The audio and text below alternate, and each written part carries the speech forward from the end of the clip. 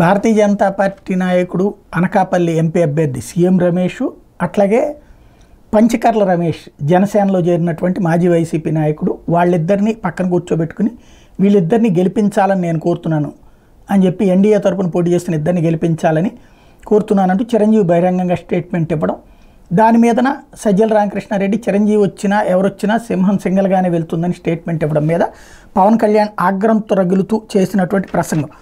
మా అన్నయ్య వల్లే నేను ఈ స్థాయిలో ఉన్నా, సీఎం రమేష్ పంచకర్ల రమేష్కి ఇద్దరికి మద్దతు తెలుపుతున్నాను అన్నయ్య అనగానే చిరంజీవి వచ్చినా ఎవరొచ్చినా సింహం సింగిల్గా వస్తుందంటూ సజ్జలు ఇష్టం వచ్చినట్టు మాట్లాడుతున్నారు.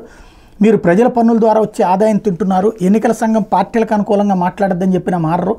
అన్నయ్య అజాతశత్రువు, ఒళ్ళు దగ్గర పెట్టుకుని మాట్లాడాలి, మా అన్నయ్య జోలికి వస్తే సహించేది లేదు. గతంలో 3 రాజధానుల నిర్ణయం మంచిదేనని ఆయనతో అనుకూలంగా మాట్లాడించిన తమ్ముడిగా సహించా. వైకాపా పాలనలో చిరంజీవి రజనీకాంత్ వంటి గొప్పవారికే మాట్లాడే స్వేచ్ఛ లేదంటూ పవన్ చెప్పారు. రాష్ట్రంలో 50 స్థానాల్లో బలమైన అభ్యర్థుల నుండి పోటీ చేయగలిగే స్థాయిలో ఉండి మీ భవిష్యత్తు కోసం వెనక్కి తగ్గా. జనసేన పోటీ చేస్తుంది 21 స్థానాలు కాదు 175 అని గుర్తుపెట్టుకోండి. అసెంబ్లీలో వశిష్ఠవారధి, డిఎస్సి, నైపుణ్య, విచక్షణ వంటి అంశాల మీద చర్చించాలంటే కూటమి ప్రభుత్వం రావాలని పవన్ పేర్కొన్నారు. సభలో కూటమి ఎంపీ అభ్యర్థి శ్రీనివాస్ వర్మ, ఎమ్మెల్యే అభ్యర్థి బొమ్మిడి నాయకరు, మాజీ మంత్రి కొత్తపల్లి సుబ్బారాయుడు, మాజీ ఎమ్మెల్యే మాధవ నాయుడు తదితరులతో నర్సాపురంలో జరిగినటువంటి సందర్భం. ఇక్కడే చిరంజీవి గారు మాట్లాడే స్థాయికి దిగజారుతాడు ఆయన అంత బలహీనుడా?